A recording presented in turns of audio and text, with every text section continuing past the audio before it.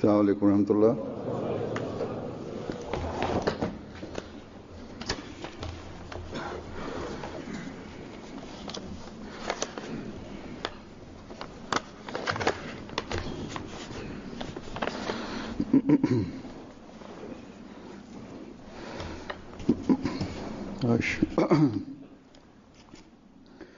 أشهد أن لا إله إلا الله وحده لا شريك له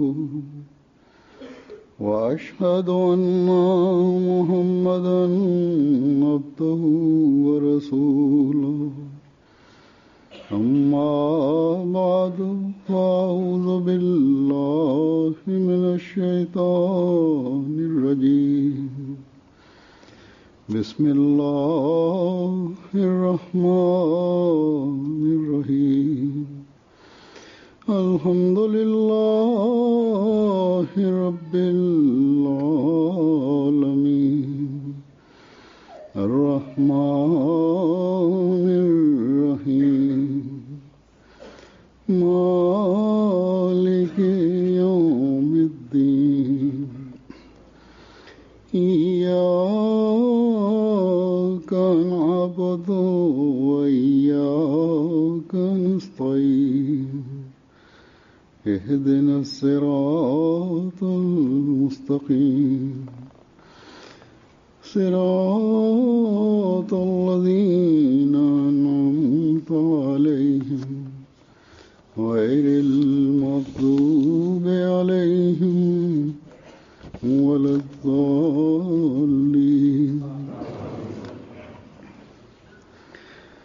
وإذ يرفع إبراهيم القواعد من البيت وإسماعيل ربنا تقبل منا إنك أنت السميع العليم ربنا واجعلنا مسلمين لك ومن ذرياتنا أمة مسلمة لك وأرنا مناسكنا وتب علينا إنك أنت التواب الرحيم ربنا وابعث فيهم رسولا منهم يتلو عليهم آياتك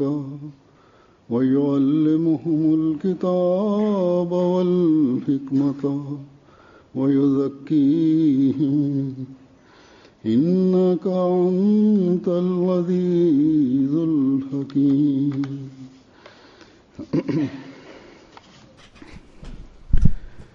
इन आयात का तर्जुमा यह है कि और जब इब्राहीम उस खास Hazur says the translation of these verses of the Holy Quran is, and remember the time when Abraham and Ismail raised the foundations of the house, praying that our Lord accept this from us, for thou art all-hearing, all-knowing. And our Lord, make us submissive to thee, and make of our offspring a people submissive to thee. And show us our ways of worship, and turn to us with mercy.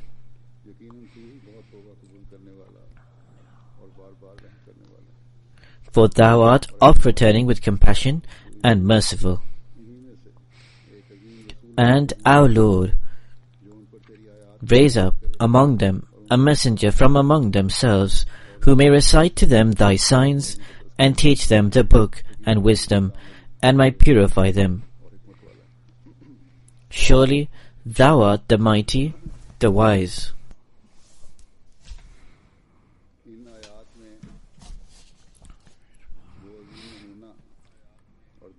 These verses of the Holy Quran mention that great example and prayer,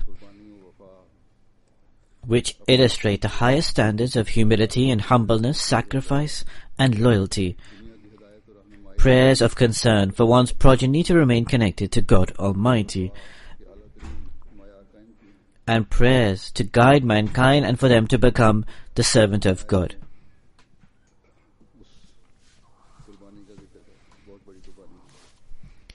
The first verse depicts that immense sacrifice which was carried out by Hazrat Abraham and Hazrat Ismail, peace be upon them. In other words, each and every stone that they were using to construct the Khana Kaaba, the house of God, was also drawing attention towards the fact that after the construction of this house of God, the father and the son and their generation which would follow were going to permanently settle in that uncultivated and barren land. This was also drawing the attention to the son, that now, in order for this uncultivated and barren land to be populated, you are going to settle here. Both these pious persons, these chosen ones of God the Almighty, indeed had firm conviction upon the promise of Allah the Almighty that one day this house of God will become a focal point, the center for all mankind. However, they were completely unaware when all of this would come to be fulfilled. At that time, all that was before them and they were aware of was sacrifices and more sacrifices.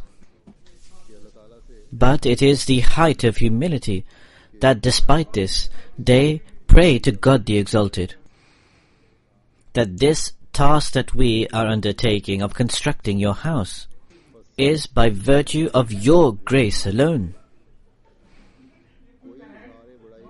Thus they said, accept the sacrifice from us, and did not express any sense of importance on their own part that this work that we have carried out, this gives us the right to receive a reward in return and to receive a reward quickly. Instead, they pray to this Sami'ul Alim God, this God who is all-hearing and all-knowing, who listens and answers the prayers, that our Lord accept our prayers. Whatever we had to offer by way of sacrifice, we have done so for your sake. And we pledge in future also to continuously sacrifice. Indeed, it is our desire that our future generations and progeny partake in this sacrifice. This was a prayer of these two holy and pious persons. Then they said, addressing God the Exalted, we have revealed the reality of our hearts before you. You are the most knowledgeable, you are aware.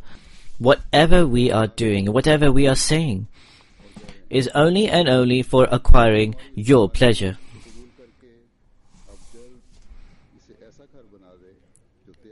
Accept this sacrifice from us, and rapidly form this house into such a house that by virtue of being the house of God, this barren land comes to be populated. From what we understood of your command, we carried out the outward or physical construction of this house, so that it could become the focal point of mankind. However, true habitation and populance of this area will be by virtue of your grace alone, O Lord. Grant those people who apparently populate this area that insight and discernment which can enable them to reach to you, and grants them the ability to enhance in their spirituality. Thus, this was that spirit, based on which the mosques of Muslims are built. And this is a spirit that should be followed. Or else, just a beautiful building alone is of no value. Numerous beautiful mosques are constructed. However, the true spirit of mosques are devoid within. The purpose of a mosque is missing from them. The Holy Prophet, peace and blessings of Allah be upon him, has stated that within mosque there should not be embellishments or adornment, as is normally found in the worship places of other religions. Yet we find many mosques that within are filled with adornments, decorations and embellishments that were built by kings and wealthy persons. In fact, some of these kings had gold-plated embellishments placed in their mosques. However, these decorations, gold-plated embellishments and adornments are not the real beauty of the mosques. The real beauty of the mosque lies in those who populate it. It is entailed in such people who come to the mosque for the sole reason of acquiring the pleasure of God the Supreme. Hazrat Muslih Maud radiallahu ta'ala anhu, may Allah be pleased with him, the second Khalifa of the Ahmadi community, stated that I went to an Arab country. This perhaps relates to Egypt. He said, when I entered a very large and beautiful mosque, I observed that there was just a handful of worshippers praying in one corner. When I inquired for them regarding this, then the Imam of the mosque who was leading the prayers explained that people do not come for prayers. And thus, out of embarrassment and shame, I do not stand in the mihrab to lead the prayers. For what will a newcomer think? That in such a large and beautiful mosque there are just a handful of worshippers. For this reason, we pray in the corner, so that people assume that the actual prayers have been completed and these people have come late and are praying after.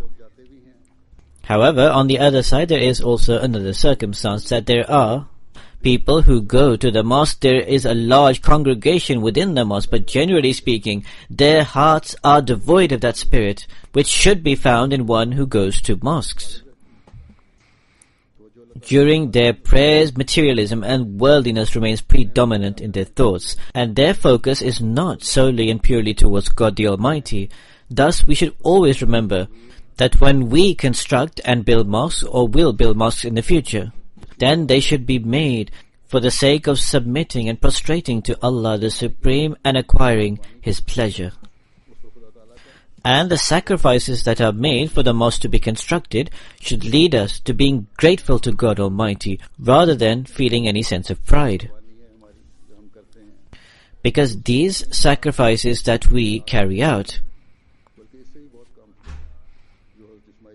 are not equal to even a millionth of that sacrifice, in fact are even less than the sacrifice made by Hazrat Ismail, peace be upon him. We only undertake financial sacrifices, and even those sacrifices are generally made within our resources and our means. Certainly, in the circumstances of the world today, these financial sacrifices are also immense sacrifices that are carried out for a pious objective. Such people who change their priorities and then undertake financial sacrifices with the purpose of enabling a mosque to construct. This is most certainly a praiseworthy endeavor. The Holy Prophet ﷺ on many occasions has drawn attention towards this. Such people are deserving of reward in the view of Allah the Almighty. With the grace of the Almighty Allah, the attention of the Jamaats in the Western countries have been especially drawn towards this issue, and mosques are being constructed. Many people have changed their priorities to such a degree that they do not only make sacrifices out of their disposable income, rather they place themselves into difficulty and give financial sacrifices. However, even then we should keep in mind that we should never feel any sense of pride. Approximately £1.2 million has been spent on the construction of this mosque, and the Jamaat here has made promises to almost this amount. With the grace of Almighty Allah, they are also paying their amounts and fulfilling their pledges. 75% of the pledges have already been paid. Some have made great and immense sacrifices. I was looking over and saw that some individuals have made sacrifices up to 84,000 and 78,000 respectively. There are other members who have made contributions of 15,000 to 30,000 pounds. I also saw that the pledges of around 11 people totaled to more than 300,000 pounds. Thus, these are huge sacrifices made by the members of the Jamaat in light of the current world circumstances. Even then, every single sacrifice should lead us towards further humility and humbleness.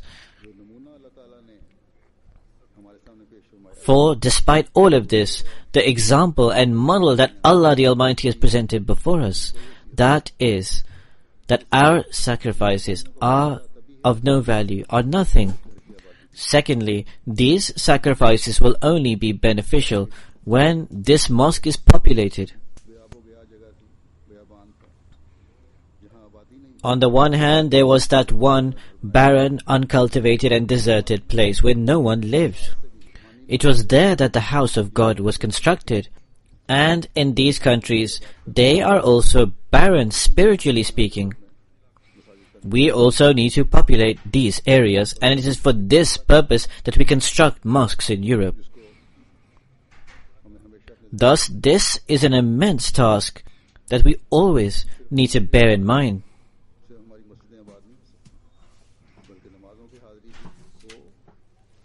Our mosque will not be populated by only coming for the Friday prayer, but we also must come for the daily prayers. And today, when we are inaugurating this mosque, we should pray, رَبَّنَا تَقَبَّلْ مِنَّا إِنَّكَ أَنْتَ السَّمِيعُ الْعَلِيمُ, that our Lord accept this from us, for thou art all-hearing, all-knowing. In short, our financial sacrifices will only be accepted when we make this pledge and pray to Allah the Almighty, that whilst accepting these sacrifices from us, also provide the means for our spiritual progress. And grant us the ability to populate this mosque at all times, because you are aware that the sole purpose of the construction of this mosque is for your worship. And then may such people inhabit this local area who advance in spirituality.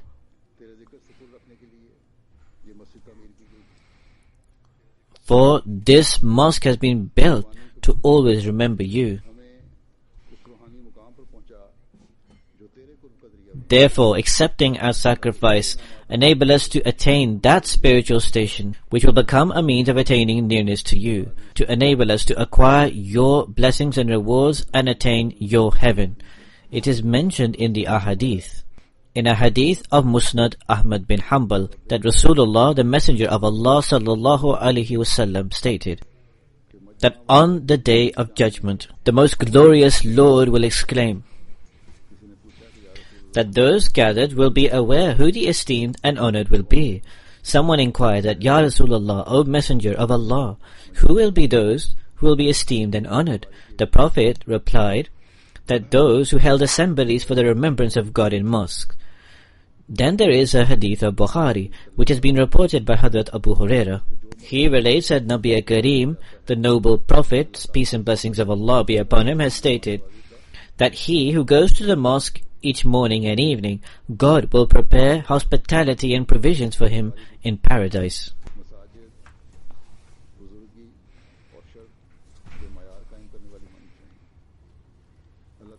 Thus, our mosque should be such which establish standards of nobility and honor. May this mosque, and may those who enter this mosque be those who come to be pleased by God the Exalted, and are those who seek His pleasure.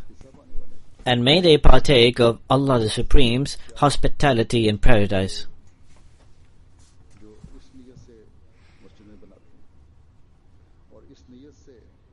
Thus, how fortunate are those people who build mosques with this intention, and indeed come to mosques with this intention. Not only do they attain the paradise of this world, rather, they are also given paradise in the hereafter, or it can be said in other words that they do not only search for the paradise mentioned in the hadith. In fact, they also search for the paradise of this world. It is often written in the domes of our mosques, and it is also written in the dome of the mosque here, that Allah bi zikrillahi tatma'inul qulub, that it is in the remembrance of Allah that hearts can find comfort.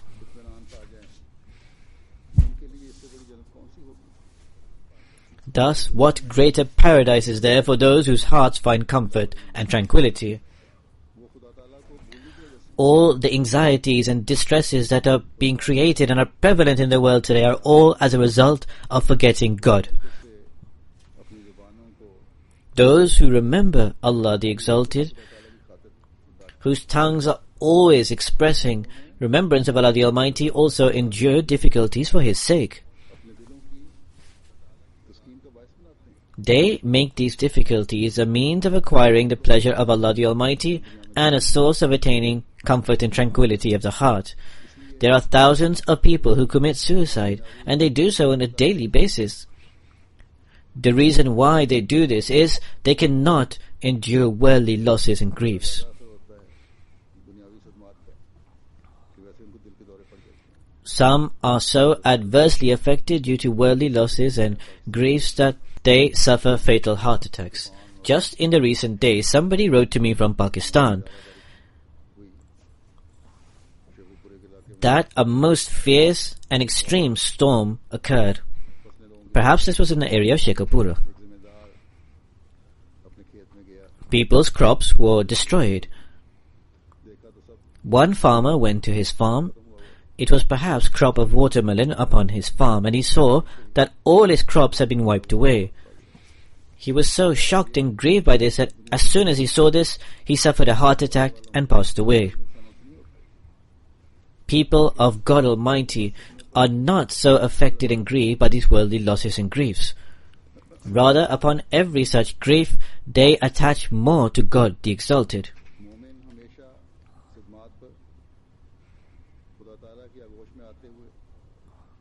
Whenever faced with such griefs, a believer comes into the lap of Allah the Supreme and attains tranquility, satisfaction and comfort of the heart. In one place of the Holy Quran, in Surah Ar-Rahman, Allah the Almighty states, وَلِمَنْ خَافَ مَقَامَ رَبِّهِ جَنَّتَانِ.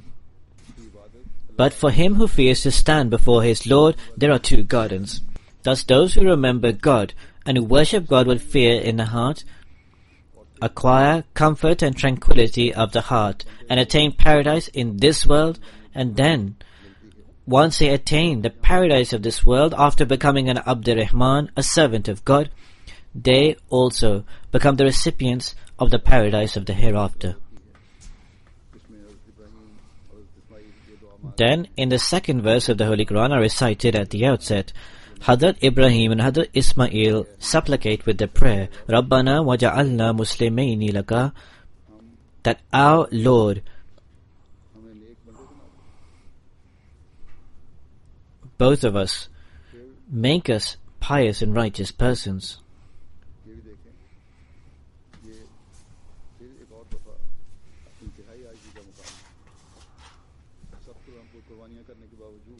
Observe once again the great humility demonstrated. Despite all the sacrifices they carried out, and despite being appointed and selected people of God Almighty, they still pray that our Lord make us into your righteous and pious persons.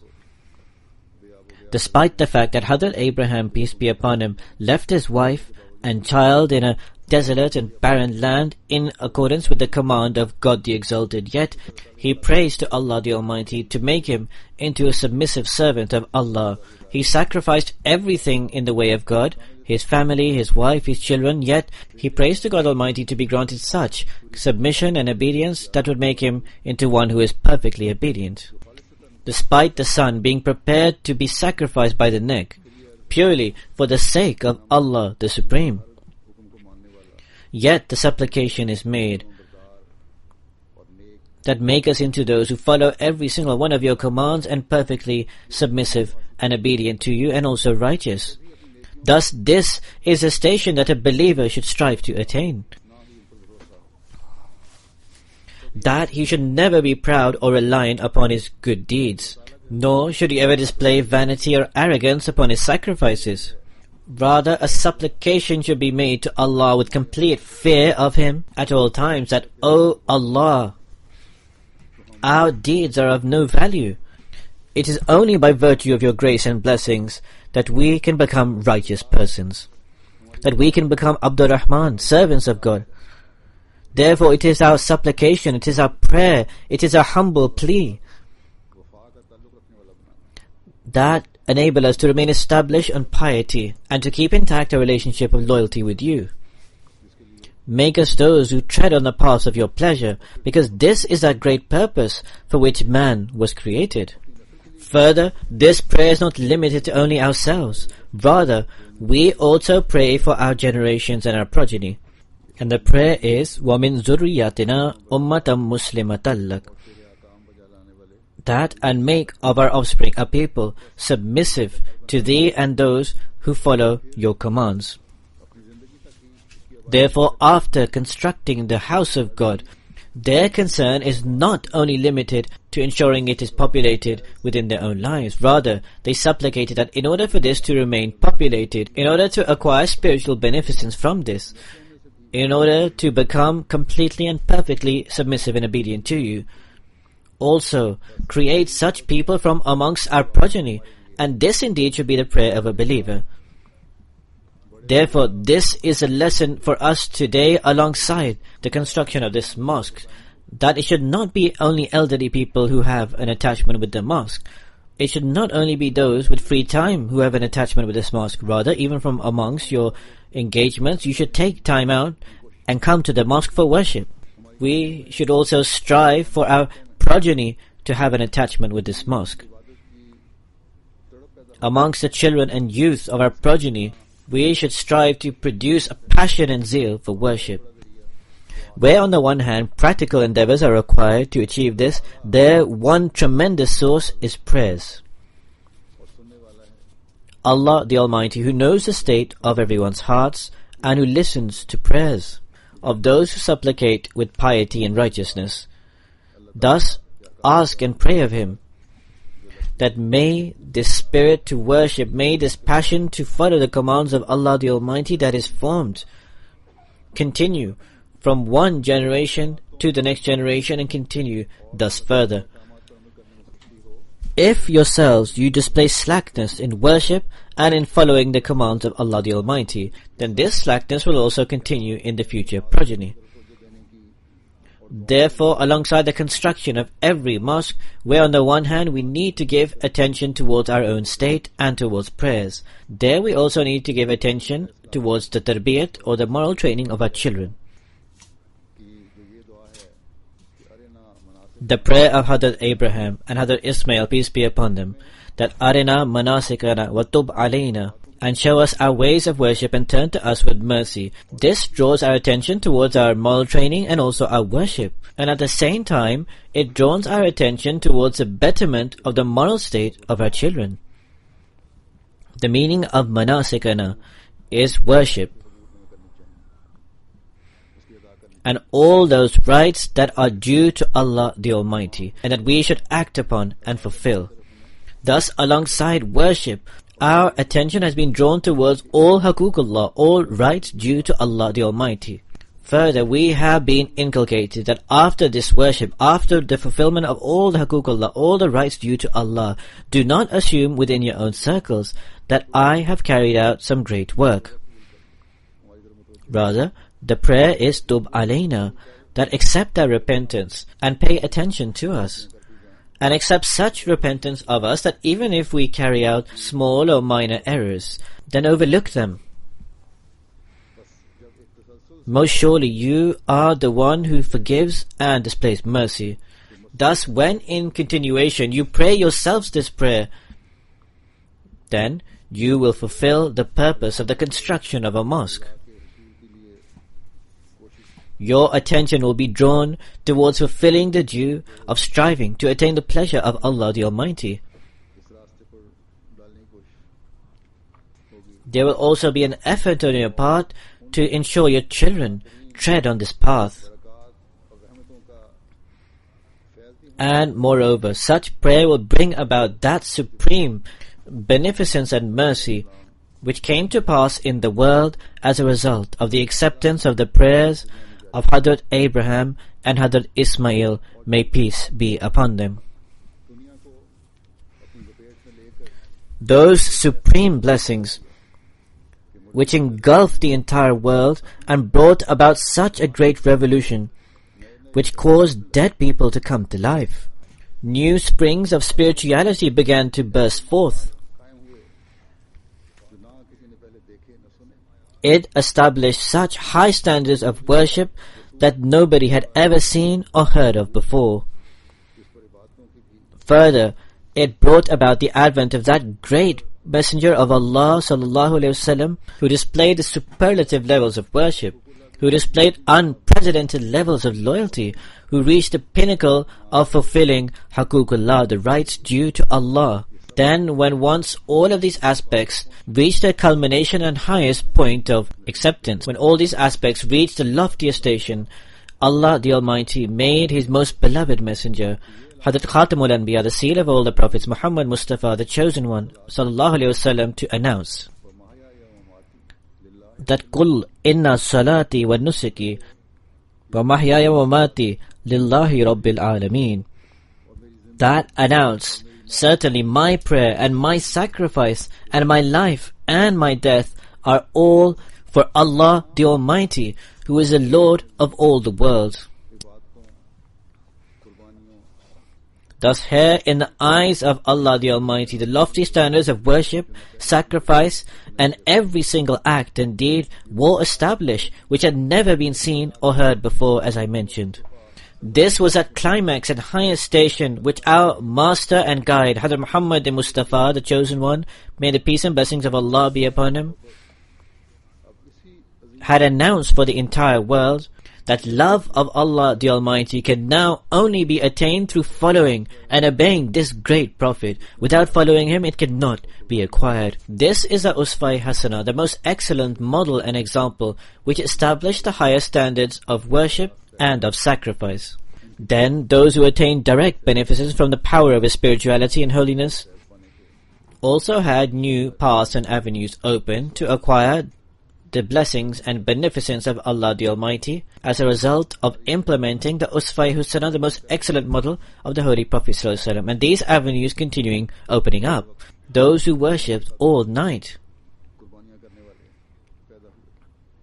and during the day offered sacrifices for the sake of the religion were born. Those who were dead, spiritually speaking, attained the most excellent and highest quality of life. This was that great Prophet who had come until the end of time for all people and for all times. Thus, this beneficence exists even today. This Uswa-e Hasana, this most excellent model still illuminates and sparkles today as it did on that first day. That great teaching which was revealed to the Holy Prophet ﷺ, which he brought with him, is still resplendent with all its glory and splendor even today. Allah the Exalted granted that great Prophet in this age a Ghulam-e-Sadiq, a true servant, who was revealed amongst the latter-day ones, to rejuvenate the work of the Holy Prophet ﷺ, which is mentioned in the verse of the Holy Quran, including purification of the self, providing the teachings of the book, and presenting the wisdom of the commands of Allah the Almighty. And then the followers of this Ghulam-e-Sadiq, this true servant of the Holy Prophet ﷺ, strove to immerse their worship and their actions and deeds in the model of the Holy Prophet's most excellent example. Further, they adopted Islamic teachings upon their own selves in such a manner that it forced even the opponents of Islam to say that if you want to see the true teachings and image of Islam, then see it amongst these people. Thus, this is that station and standard which our elders set, and not only rendered speechless the opponents, but they even compelled them to acknowledge that if you want to see the true image of Islam, you can see it amongst the members of Jamaat Ahmadiyya. Today also, this is our greatest objective which we need to keep in view. Whilst keeping it before us at all times, we need to silence the world. Through our righteous and pious deeds, we need to attract the world towards the beautiful teachings of Islam. Through our worship and through our prayers, we need to dampen our prostrations and attract the blessings of Allah the Supreme. Alongside doing this ourselves, we need to make our children those who do justice to this objective and to connect to the mosques. Only then will we be able to fulfill the objective of the building of a mosque. only then will we be able to seek beneficence from the prayer of Rabbana taqabbal minna innaka antas samiul alim, that our Lord accept this from us, for thou art all hearing, all knowing. Only then can we deem ourselves to have fulfilled the due of coming into the bed, the pledge of allegiance of the Imam of this age. And only then, in true obedience to the Mahbub-e-Khuda, the beloved of God, Hadhr Muhammad Mustafa, the chosen one, Muhammad sallallahu alaihi wasallam, will we attain God's love and cater for the well-being of our life in the hereafter and in this world. Thus, today, with the construction of this mosque, those who are weak should modify and set firm their paths, which is the path of fulfilling your commitments and your pledges, which is the way of proving the truthfulness of the claim of the one who is greatly loved by Allah the Almighty, which is the ways of attracting the love of Allah the Supreme. In the same way, those who are at a better level, whose attention remains towards prayer, who come to the mosque regularly and whose attention is inclined towards worship, they also, in order to attain the higher aspects of all these matters, should strive to attain the loftier stations of their worship and Haqooq Allah, the rights due to Allah.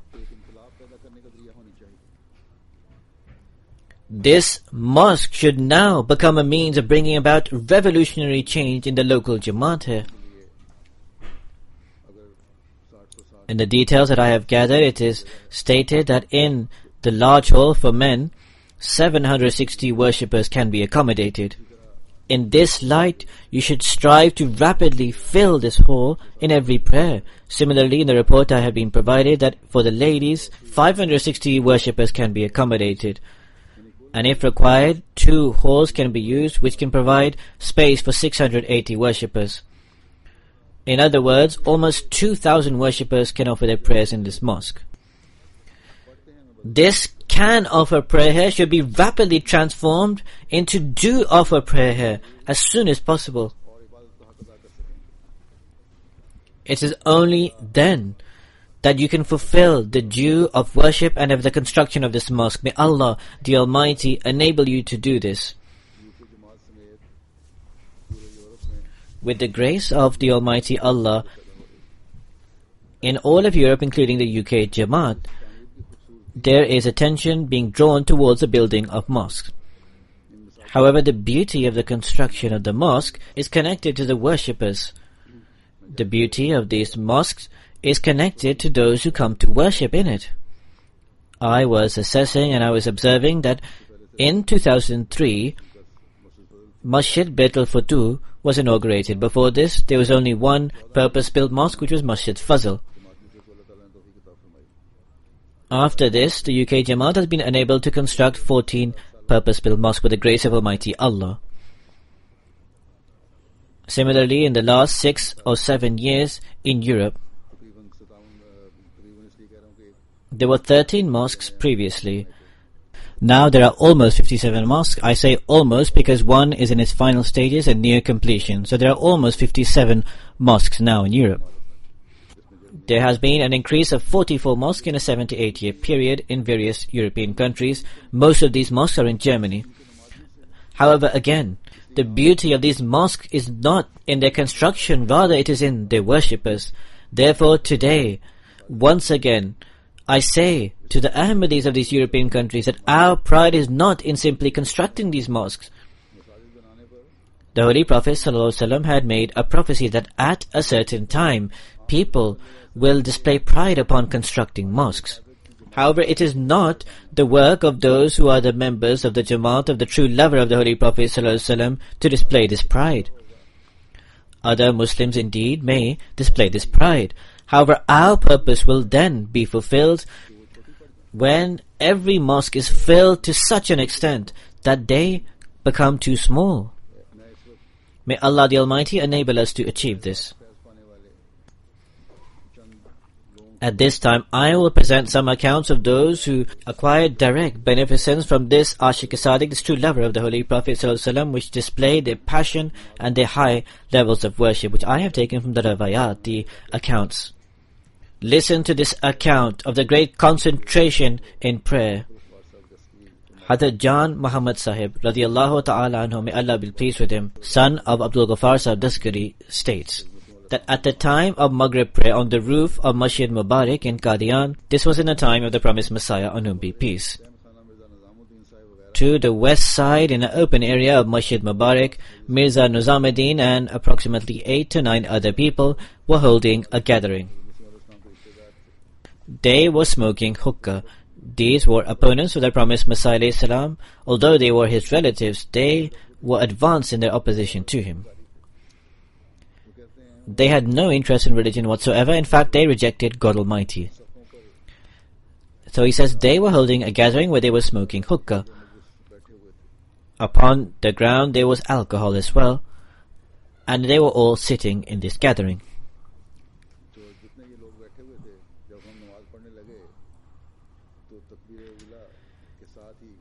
So all of these people, when we started offering the prayers with the first takbir, they started playing musical instruments and singing songs in an attempt to distract the worshippers and disturb them.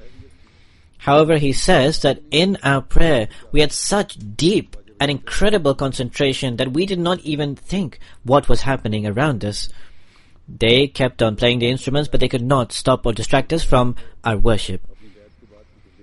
Hazrat Hakim Ali Sahib, radiyallahu ta'ala anhu, may Allah be pleased with him, relates his transformation after his Pledge of Allegiance. He says, after this I became so passionate and crazy in love that not a month passed by where I did not come before the promised Messiah alayhi salam. Thus my life was for the purpose of meeting the promised Messiah, on whom be peace. I made a small mosque near my house, and at the Tahajjud prayer I would go to this mosque. After the Isha prayer I would return from the mosque. I would spend 20 or 22 hours in the mosque, and I would offer fast, and I would only eat at one time. However, I would not feel hungry or thirsty. Informally, I spent so much time reciting the Holy Quran and in offering prayer, and I remained extremely happy and content. My state became such that whenever I prayed regarding any matter and I concentrated on it, at that very time I would receive correct information regarding it through a vision. For this reason, my love with Allah the Almighty, my love for the Holy Quran, and my love for the noble Prophet ﷺ increased. And my faith in the promised Messiah ﷺ became so strong that it could not be shaken. Hazrat said there are many people here who have taken asylum, who are of elder age, who sit around idle and free. They should give attention towards their worship instead of wasting time. This is the standard of worship, which is an example for us. Then Hazrat Mir Mahdi Hussain Sahib, radiyallahu ta'ala anhu, may Allah be pleased with him, narrates that in the early days in Masjid Mubarak there were only 3 sections. In other words, it was a small mosque which was between 3 houses. Only 2 rows could stand between every section, in front and behind. And only 6 people could fit in 1 row. Outside the mosque on the right side there was a small open area where at this time Hazrat al-Mumineen, the mother of the believers, may Allah be pleased with her, lived. Malik Ghulam Hussain Sahib and also Muhammad Akbar San Sahib, the late, was sitting there with some food. Malik Sahib put some rice in a plate and gave them along with some pita bread. He said, I took 2 or 3 bites from the plate. When Maulvi Abdul Karim Sahib started the takbir, the call to pray, and started the prayer, I quickly left the food and started entering the mosque. When the person working in the kitchen said in harsh language who was giving the pita bread that, Mister, eat your food first and say the prayer after. And he said in Punjabi that otherwise you'll be left hungry. And he said that you will then get food tomorrow in the afternoon. He said, I replied, I have not come here to eat the food. Prayer is the actual thing. I cannot leave this. Saying this, I joined the Isha prayer. Hakim Fazlur Rahman Sahib recounts regarding his father, Hazrat Hafiz Nabi Baksh Sahib, that he had a great intense love for the promised Messiah alayhi salam. He was so prudent and careful that whenever anyone inquired about the promised Messiah alayhi salam, he would always reply that I do not have confidence on my memory. Let it not happen that I incorrectly attribute something to the promised Messiah, on whom be peace. He was a worker in the department of canals, and often in the hot weather would have to travel all day. to the extent that the days with the most intense heat and those months in the Punjab, even in those days he would have to travel. He said it is very clear how exhausted a person would become in those days, yet he would always wake up at night for tahajjud, and he would also emphasize and stress upon us in the month of Ramadan towards this. His children were grown up.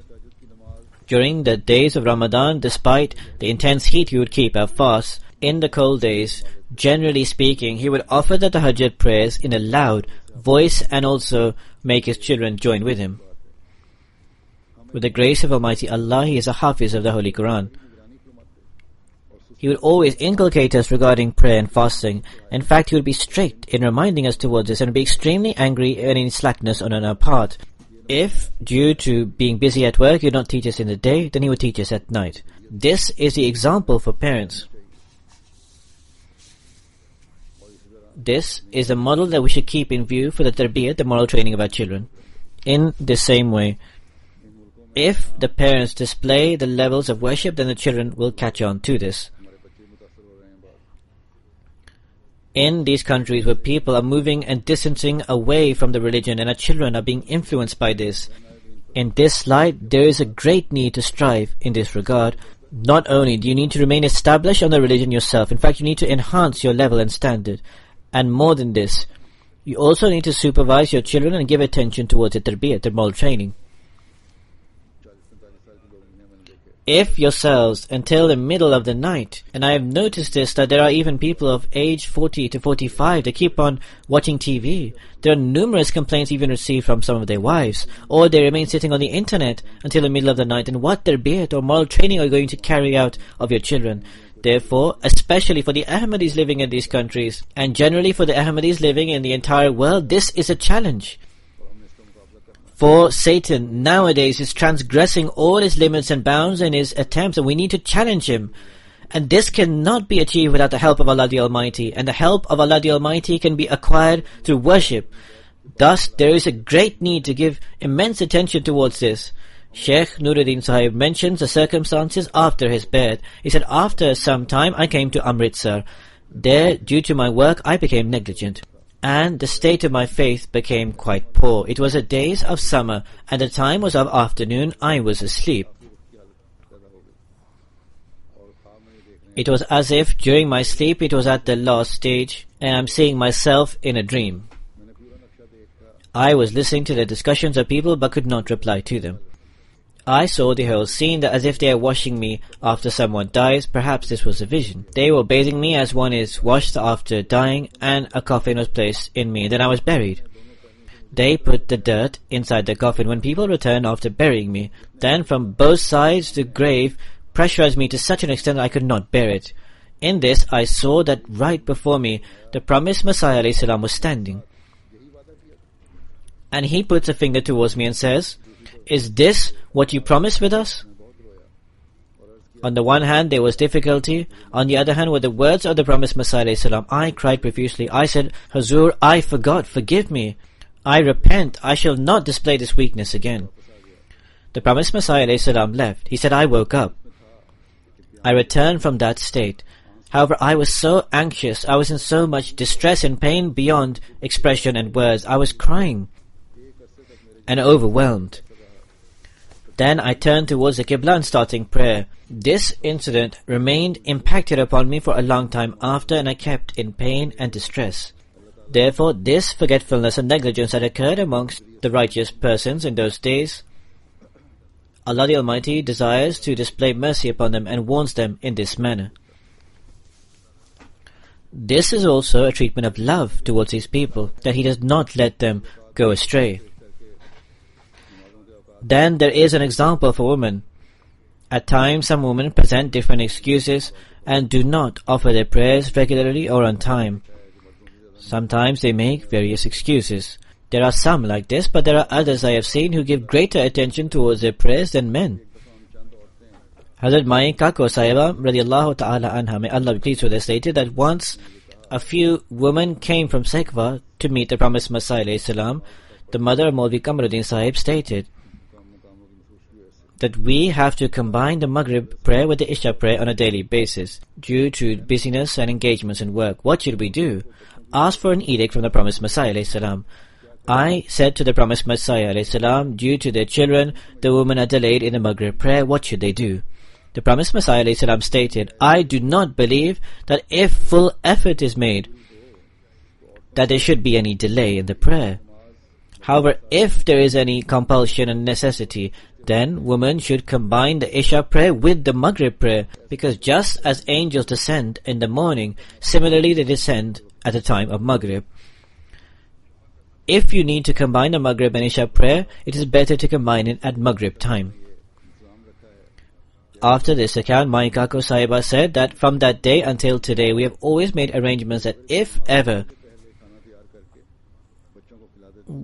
leaving aside the combination of the prayers, they always try to prepare the food before the Maghrib prayers, feed their children, and then became free to say the Maghrib prayers separately. So this was the example of these people. They did not become inclined towards combining the prayer. In fact, they tried to adopt means of saying the prayers separately.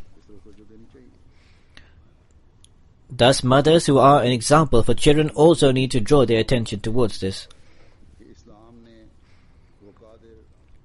The promised Messiah ﷺ states that Islam presents that powerful God who is free from all defects and flaws, whom we can ask and supplicate for prayers from and fulfill our great hopes and expectations. This is why He has taught us to pray in Surah Fatiha that ask and supplicate from me, Ihdina as-sirata al-mustaqim sirata allazina an'amta alayhim.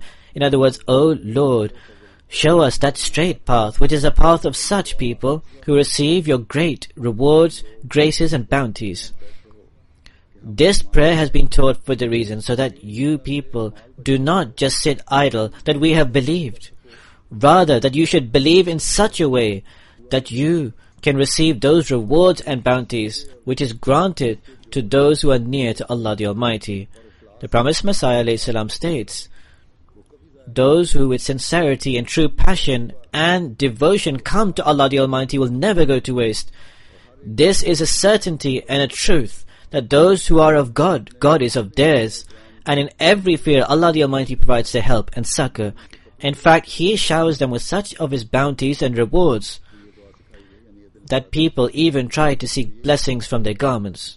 This prayer that has been taught by Allah the Almighty, in other words of Ihdina as-sirata al-mustaqim, is for the reason so that your eyes can open to the results that are achieved from the work that you carry out. Then the promised Messiah ﷺ states that if a person performs an act or deed but sees no result, he should then examine his practice and see, what are my actions or deeds?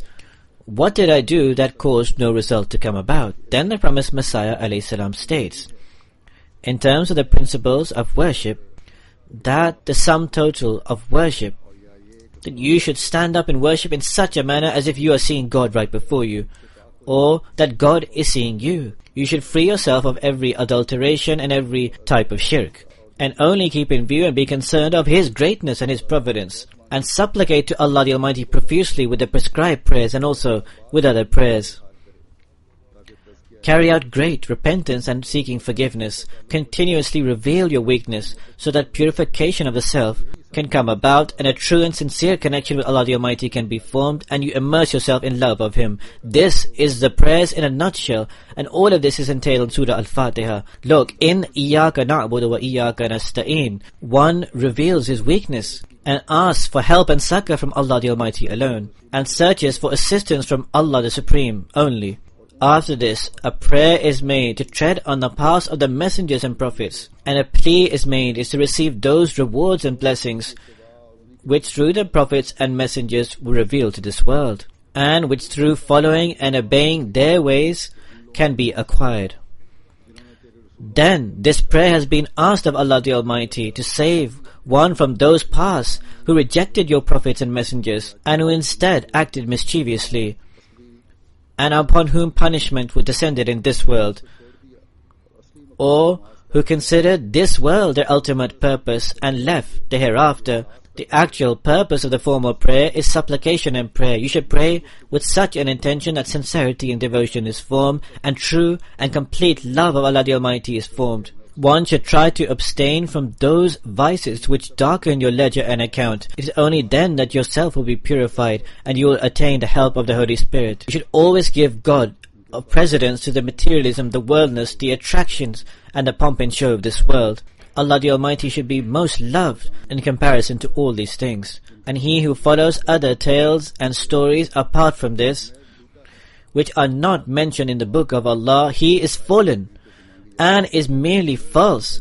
Prayer is actually a supplication which is asked in the prescribed way. In other words, sometimes one says it standing up, sometimes one bows down, and sometimes one prostrates. One who does not understand the reality goes to waste. Then the promised Messiah ﷺ says, some people go to the mosque, they offer their prayers, and also follow the other pillars of Islam, but the help and succor of Allah the Almighty is not with them. No prominent transformation is visible in their acts and deeds. This displays that they only carry out worship as rituals and habits. There is no reality in them, because following the commands of Allah the Almighty is like a seed, which affects the soul and the body. A person who looks after a field and with great effort sows a seed.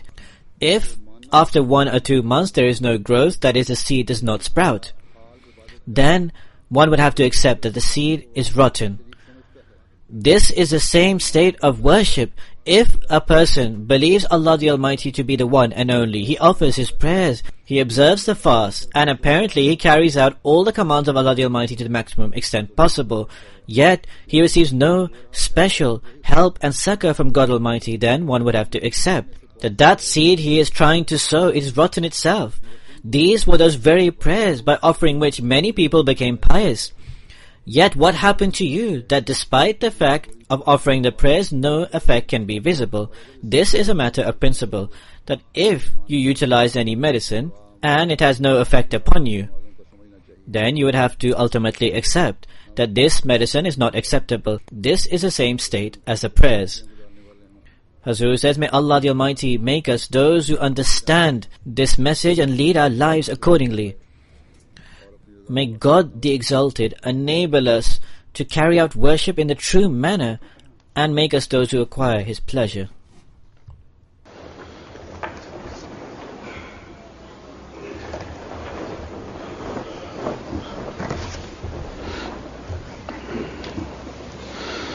Alhamdulillah, Alhamdulillah, nahmaduhu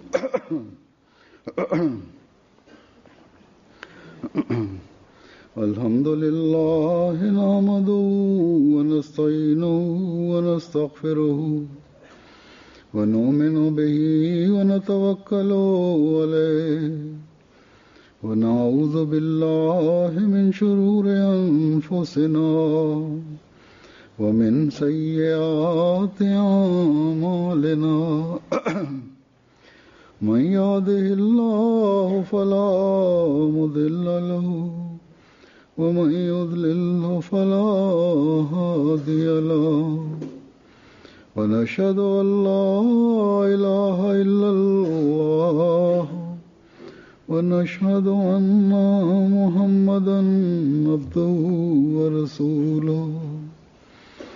Ibadallahi rahimakumullah. Inna Allaha ya'muru bil adli wal ihsani wa ita'i dhil qurba wa yanha 'anil fahsha'i wal munkari wal baghi ya'idhukum la'allakum tadhakkarun. Uzkurullaha yazkurkum وادعوه يستجب لكم ولذكر الله أكبر.